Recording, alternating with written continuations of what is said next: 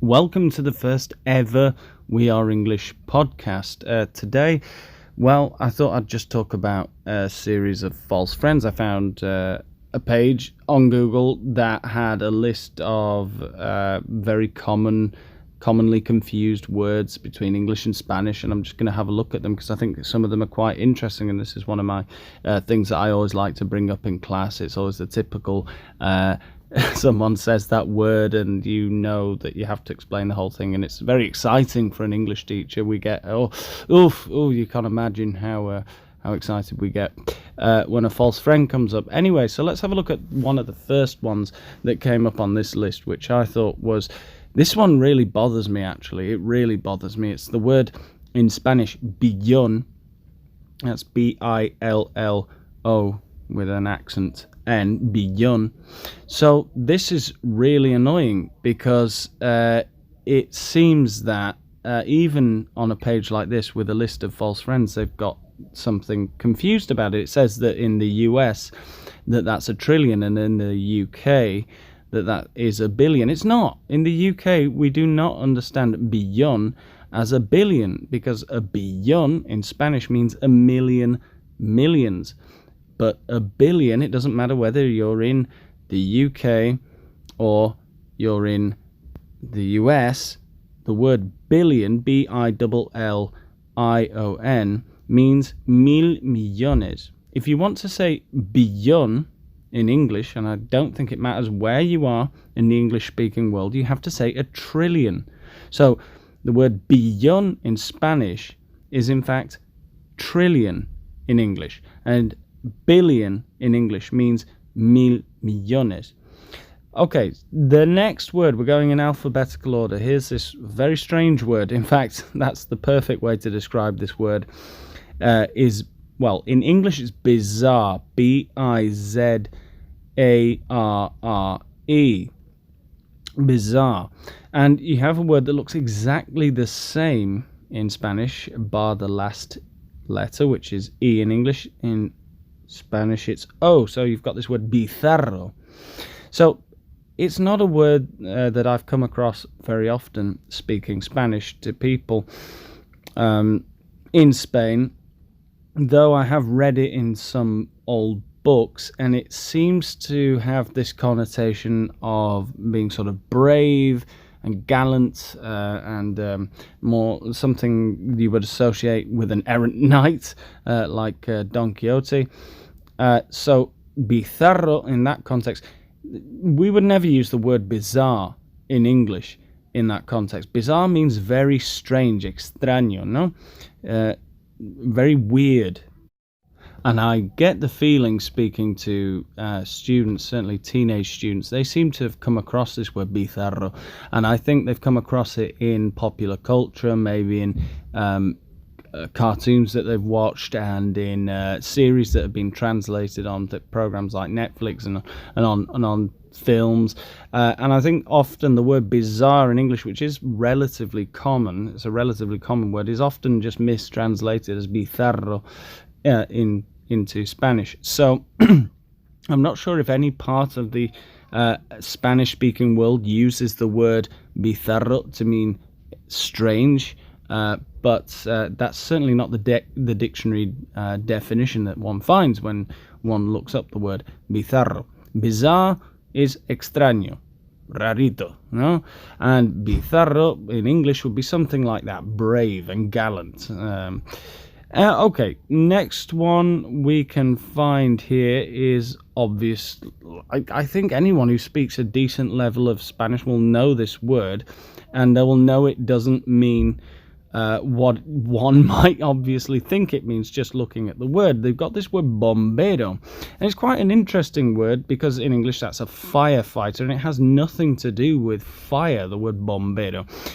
Obviously we have an English word which is bomber, B-O-M-B-E-R, and that's to do with someone who bombs things. No, it's a bombardero. No, it's a bombardier, perhaps in more old-fashioned English. But no, a bombardero has got nothing to do with a bombero. A bombero is someone who puts out fires, and that comes from this idea of a pump. Obviously, the word pump, P-U-M-P in English, is a bomba, but not in the sense of a bomb in English. A bomba that pumps water. So obviously a bombero, that's part of the job of a firefighter.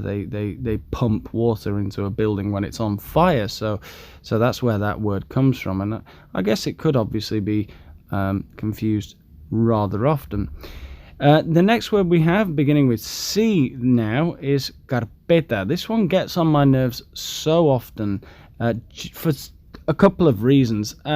We've got the word in English which is carpet. No, so a carpet, C-A-R-P-E-T, looks very similar to the word carpeta, and I think a lot of the time Spanish people who are studying English have seen the word carpet somewhere. It gets lodged in their brain there. They never use it because Spanish people don't usually have carpets in their houses. It's often translated as the word alfombra. In reality, carpet isn't exactly alfombra.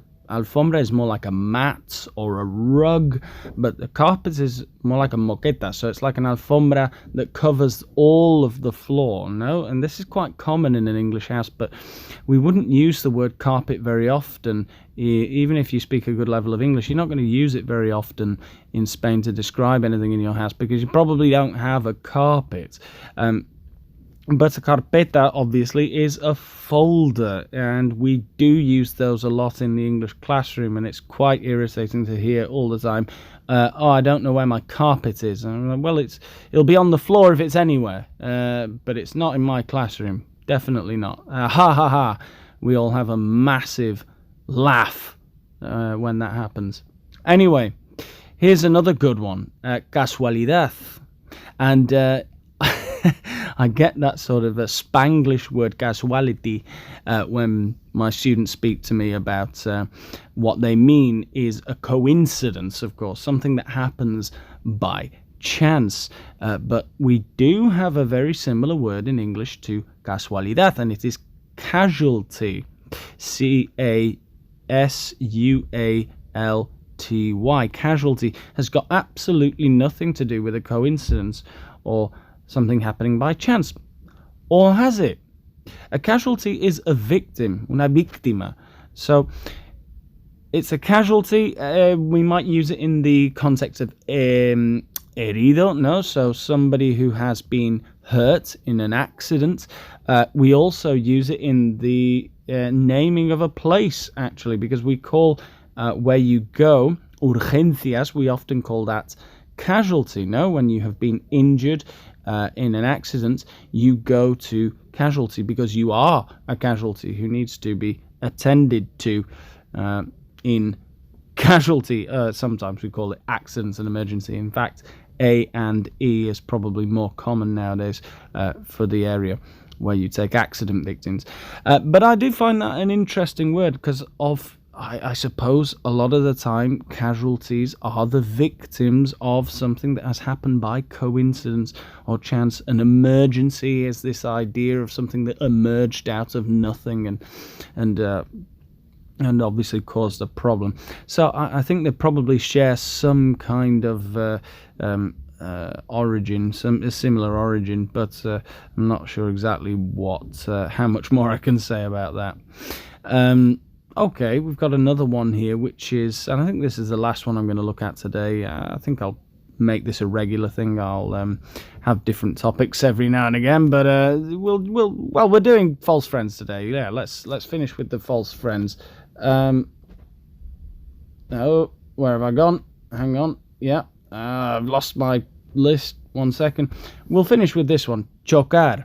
Chocar in Spanish. C-H-O-C-A-R,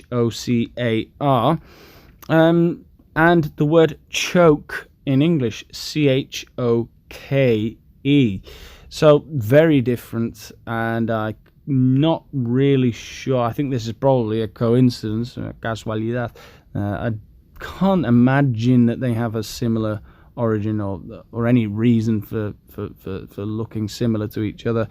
that I can think of anyway. The word chocar in Spanish obviously means to strike, to collide, to crash. No, we often use it more often than anything else.